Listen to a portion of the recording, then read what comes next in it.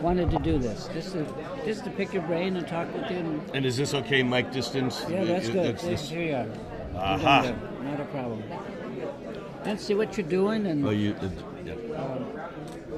how things are. Well, I have big change in my life right now because I've been writing a daily sun sign column for 16 years, right. 11 to 1,200 words a day, which turns out to be about 400,000 words a year, 6 million words over 16 years. Absolutely. And I quit. You quit doing it? Well, I'm still going to do it for another couple of weeks. We're working out transition stuff. Then what will you do? What do you want to do? I want to do. I want to do more useful. Well, I shouldn't say that. My column has been very useful, and I've loved having the ability to reach that many people. They say that there are about 15 million readers a day on it. Wow, that's great. And it always employed good astrology. Not every day, but every few days on every sign, I would bring in some astrology jargon. So I felt like my goal, as Chris Brennan calls sun sign astrology, the gateway drug to horoscopic astrology. Sure. So I mean, I've taken it seriously, and I've really focused on using that as a mechanism of empowering people, giving choice, of uplifting, of spreading love, not fear. I mean, not just empty words, but because there's so much bad astrology, as I know you know, out there, that is basically fear-based and unchoice-based. I probably don't know much about your writing. I can remember when you and Jeff were writing, I was on it for a while with some of it. Right. Well, Jeff and I wrote, we wrote 8 books together for Barnes & Noble, but that's separate. My daily has never been with Jeff. My interest in you is mostly just from hearing you speak here and there and knowing that you and I are looking at a lot of the same things. Mm-hmm. And, I just didn't know, I thought it'd be fun to talk to you to see what's really, so you're not doing what is really so that's the thing, is that although I've loved this opportunity that I had, when I got done writing 1,200 words, I didn't want to write. No, I got tired of programming. Yeah. Right? So I'm really excited. I feel like I'm at a threshold of putting and writing every day like that. It's a yoga. I mean, it's really made me into a different astrologer. I know that. It gives you patience. Patience and just the ability to. I've been doing a daily audio of 2 to 3 minutes that Jeff and I did, and then for the last 3.5 years, I've been doing it on my own, and so I feel like I've honed my craft.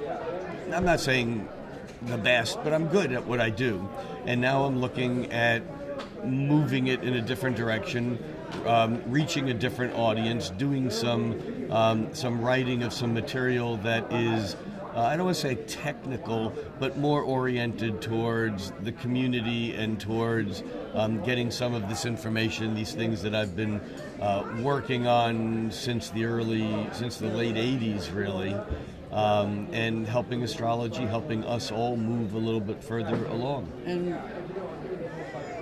when you wrote, did you enjoy writing? I love writing. I absolutely love writing. But it got to a point where I heard myself. We're recording.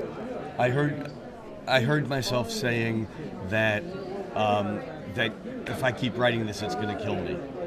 And so let's talk Dharma stuff for a bit. So yeah. How are you doing? I know that you're interested in Dharma, or you're acting in it. I'm curious where that's at.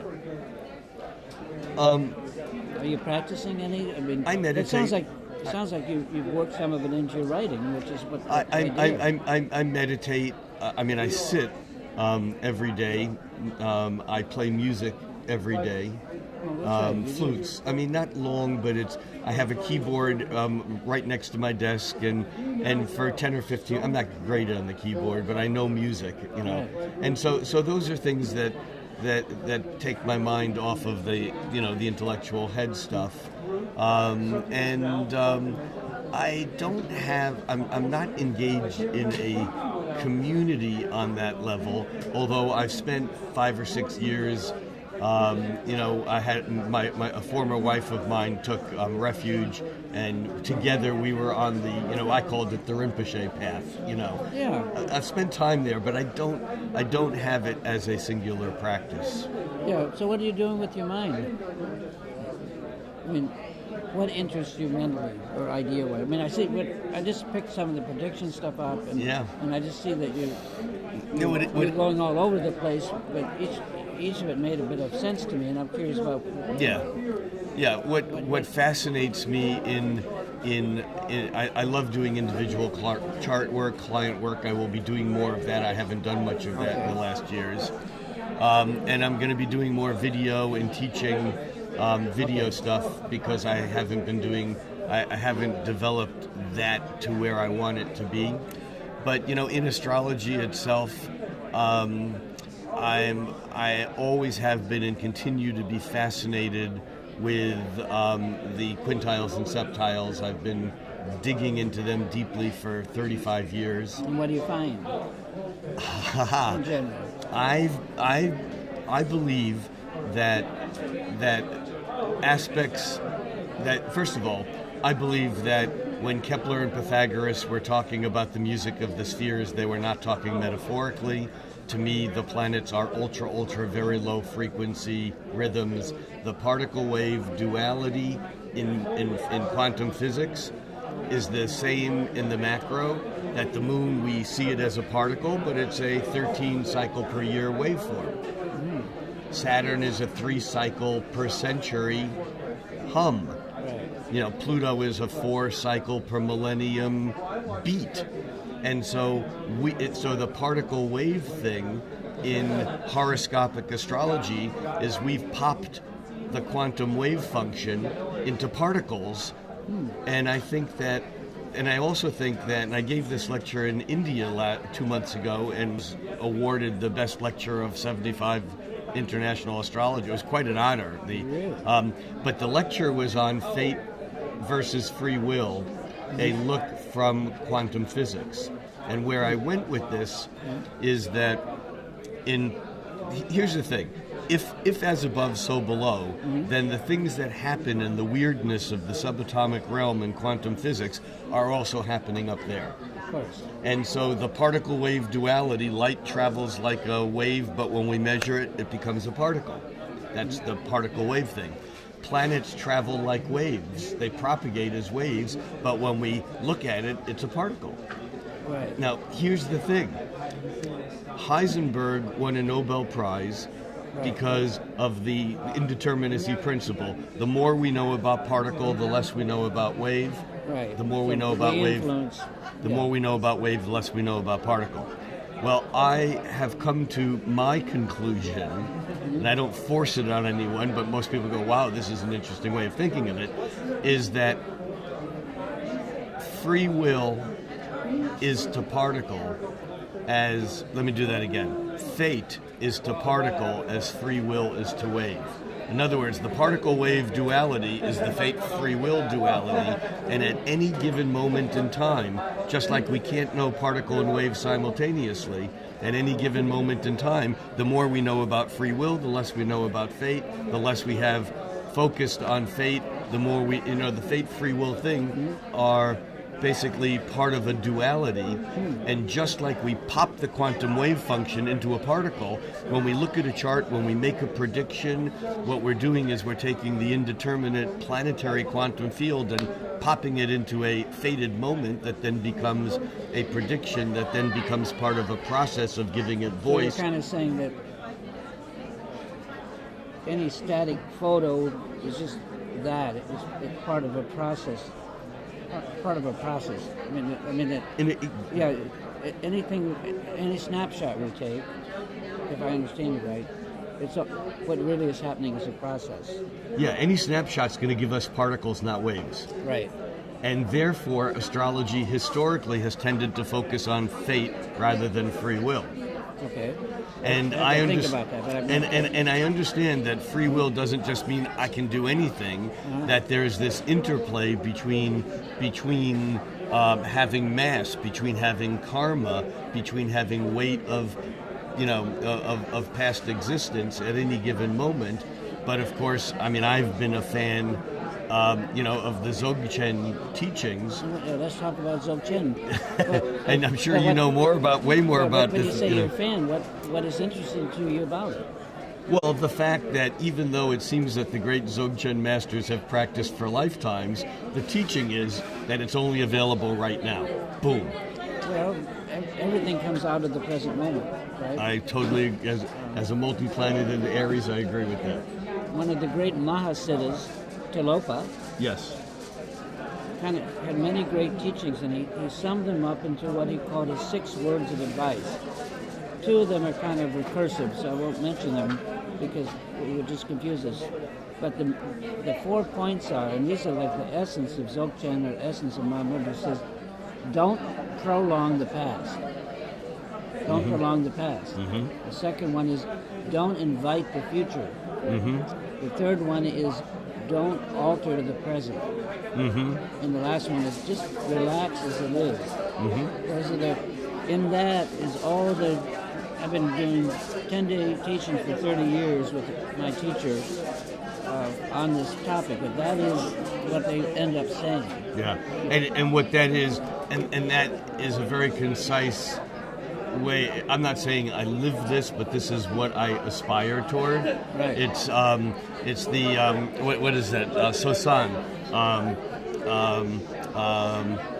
The great way is not difficult for he who has no preference, but make the slightest distinction, and heaven and earth are set infinitely far apart. It's that whole, It's non-attachment. Well, it's non-attachment, but there's a temporality to it that has to. People say, "Be here now," and they say it, but not having the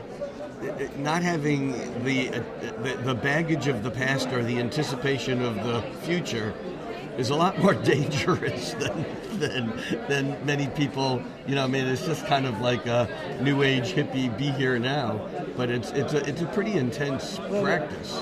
Well, actually, to be here now, like Ramdas, We share a solar degree, by the way. and I used to hang out with him a long time ago. It's hard to say that the Tibetans aren't like that. What they're saying is something very, very exact, very, very precise. And the present moment is like an oxygen vent. It's like everything that ever existed, every thought, word, and deed and invention came out of the mind itself, and it came out in the present moment. Yes. And so, and you can't go in and get the present moment. You have to allow the present moment to manifest, and you have to rest. We learn to rest in the present moment. That idea. Well, and to me, I mean, I think that, I'm really speaking to the choir here, but I mean, it's as soon as you force the present moment, you're anticipating the future, which is not the present. The present. Exactly. So you can't do anything except relax as it is and allow it to present itself. And it's not easy, but that's what they say. From what I've been understanding and working with the teacher for a long, long time. But that's great. I'm proud of you that your mind is interesting.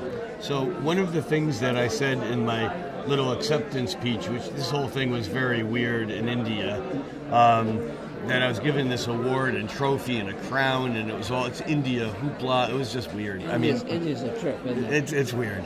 But they asked me to say a few words. And earlier in the conference, Glenn Perry had delivered a rather divisive talk. I can understand. And we don't have to go there. We don't have to go there at all. But what I said was that it was an honor to be here and an honor to be honored. And I think that sometimes when we look at charts, we get distracted by these aberrations, by these lumps we call planets. In what way? That when we're looking at a chart, we're looking at a representation of something that is 99.999% nothingness. Like a map. Huh? You mean like a map, like pointers? No, when we're looking at a map of the chart, which is a map of the solar system. Right. The solar system is pretty much empty.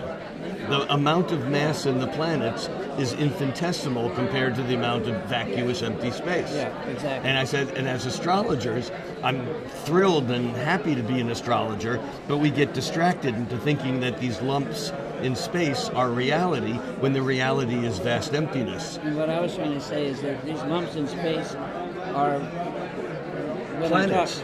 But they're pointers. I mean, they're pointing to an experience. Here's the way I say it to myself. I'm going to take a little sidestep, though. It's good. It's that all the words that we say, our words have to make sense. Otherwise, it's nonsense. And sense is always an experience. And experience is always a step into incarnate. So all words are pointers saying, basically, go and see for yourself. Go and live it. And what the Buddhists separate stuff into concepts, punditry, experience. And then they have an experience. I would always go to my teacher and say, oh, I had this vision, I had this dream, and they'd say, Michael, and this always, forever. And they said, don't think anything of it. Those are just experiences. They come, and 2 weeks later, they're gone. And the great teachings, the Pitt teachings say, in the midst of experience, realization may arise. And what they're all after and the way they look at it is, you're familiar with terms like samsara and nirvana. And what the Tibetans are saying is that samsara and nirvana are connate. That means that they're two sides of one coin, and they arise together. And they say that realization, which is enlightenment or nirvana is nothing else than the realization of samsara, and that there's no heaven, there's no static anything. There's only the process of realization, and that here we are and here we will stay until we realize it. So I'm just sharing some of that with you. Yeah, no, that makes total sense. Anyway, it's fun. Huh? This kind of stuff is fun. Well, it is, but it also informs the way we interact with clients and what we do. And this is really one of my I don't say battles, but I've been working a lot over the last years with OPA, so training new astrologers or helping, not in what techniques to use, but why do we do astrology? Why do we sit with a client? Is it for the ego to predict the future so that we could say I was right, which unfortunately I think many astrologers live in that realm, maybe not as much as we did 100 years ago, but... Which is nuts. I mean, it just doesn't make any sense. No, it doesn't at all. I mean, I encourage, and I often have in my classes, discussions as to why do we do this? Why do we spin all these wheels? Why do we look at charts? Why do we sit with clients? What do you come up with? Well, what I come up with is not necessarily what anyone else should come up with.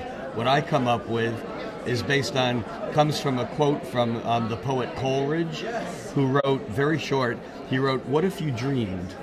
And what if in your dream you went to heaven and found yourself in a garden? And what if you plucked a flower in that garden? And what if when you awoke you held that flower in your hand?" Yeah, either you told me before, someone else just told me. And my goal is every client I see is to send him on his way with a flower from an impossible garden. That's all. That's it, because that then becomes a catalyst, that becomes a remembrance, it becomes a piece. Now that isn't necessarily your goal, but I think it's important for people just not to say, astrology is cool, I'm going to see clients, because you don't go anywhere.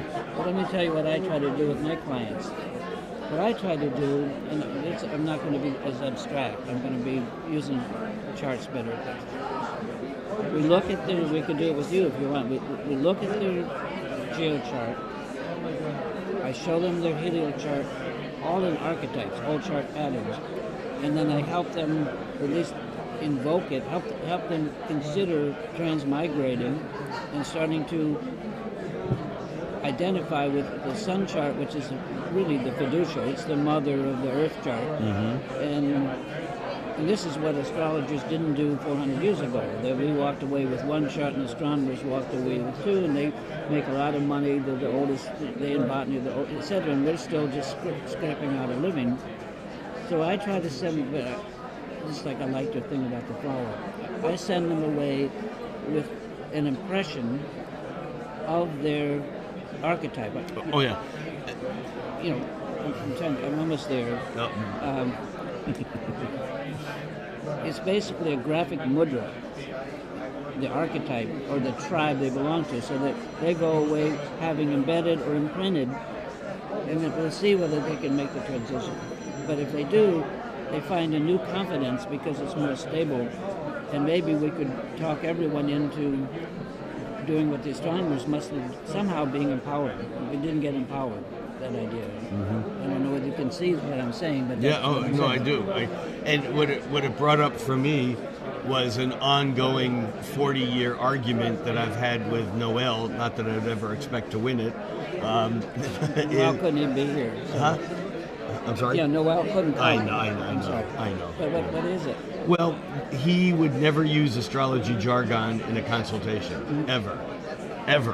It's a Well, I law. don't much either.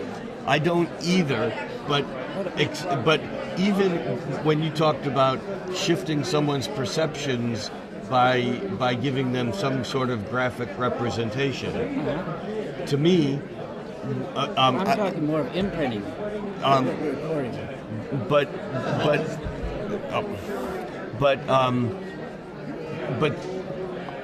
if I have a client who comes to me who is born with the moon exactly conjunct Pluto, as an example, I don't spend time in the consultation using astrology jargon, but I do spend time to make sure that when they leave, they have a picture in their mind of what the solar system looked like from Earth's point of view, because that becomes then a part of something that they know about where they're placed in the universe. And there's nothing wrong with, I think, saying it's the sun's conjunct this or that. I mean, I use that kind of jargon. If they can, this is a reference, something that they Well, can that's take what I was away. saying. Is it Yeah. if it's a reference, if it's an imagery, light? It's not a mudra, but it's like if you can visualize rather than. This is a part of your energy wrap that you'll have forever, and you can either live it unconsciously or consciously. No, and I wouldn't worry about that. Yeah. No, I'm sure I haven't known Noel as long as you, but I've known him since '75. Well, about maybe early. And 70s. he's been a tremendous. He's encouraged me a lot. Too, totally, Yeah. right. And he's also, interestingly enough, he's been not if you know him. He's been a tremendous encourager of my writing poetry. Oh, I didn't know that, of course. And he actually, a number of years ago, took one of my poems and scored it with a complete aria. Sing it in bass, right? Noel is Noel, and Glenn is Glenn. He's a part of the dysfunctional family. I'm sure I got my shit too. Me too. Yeah, and I'm okay with it. We do what we can do. Anyway, I think we should close this up because I think there's some other people I have to talk to. I think so. But, you can always contact me. I like talking to you. I think that we're kind of a lot alike. I do. I have a memory of being at Heart Center, and I'm guessing this was probably about 77 or 78. In Ann Arbor? In Ann Arbor. Oh, really? With you, Yeah. and looking at one of the first Commodore pets you just opened the box on. 77. Yeah, and I went home and bought one like that same, 3 days later. So just as an old memory, you were an important person. I didn't even realize that. Yeah, I was traveling a bunch and came in and stopped by a few times, not for long there. And then the whole astrophysical directions. That gobbled up 4 years of my life completely. I don't know if you remember, but I took that book and I databased the whole thing. I optical scanned it. This is probably back in around maybe 89 or 9. It's good to know where stuff is. It's part of what you were saying And you before. don't need tropical or sidereal after that particularly. You just It's good to know where stuff is. That's Yeah, and I database it, of course, too. But I reissued it as a book called The Astrology of Space. Yeah. So I think that we're cool. And I am sure that 10 or 20 or 50 years down the road, assuming that we don't poison ourselves off the planet or something, which whatever. I mean, I don't say that lightly, but whatever. I think consciousness can turn on a dime, and I think that the big change of the beginning of the 21st century is that we've shifted. I used to have this discussion with Jim Lewis. Do you have time for an interview? About 1 minute, maybe, or 2 minutes, whatever. Yeah, no, it's good. I used to have this discussion with Jim Lewis, who had this theory about where the centers of power were during each of the Saturn, Neptune, each of the Uranus, Neptune, Saturn conjunction or opposition points. That the powers shifted from Rome to London to Washington, and he said that during the next cycle it would shift to South America, and I said that the shift was bigger than that. It was shifting from the physical to the metaphysical. Well, I don't know. I have to think about that. But I think that this whole thing of where astrology will be, I think that what we call GPS, which is now commonplace, we will have TPS, which are temporal positioning systems, where people won't necessarily know astrology, but they'll know when they are in their own cycles by just hitting an application. That's where I think that this is going. Not that it's going to be completely useful, but, we'll see. Anyway. Yes, congratulations on it. I was sound asleep. I had my pajamas on. I know. Which I think was appropriate, but funny. I think it was funny. No, I got it, and I read your post on it also. Oh, okay. It's like, no, it was very sweet. And that room was filled with. I mean, there were some good people, on up against that, and that room was filled with such appreciation and love for you. I would love to have heard it. Yeah, I think I'm going to speak a little bit at the closing tonight, so maybe I'll see some of that. Oh, good. Yeah. Okay, be cool. Yeah, awesome. Yeah. Yes. All right.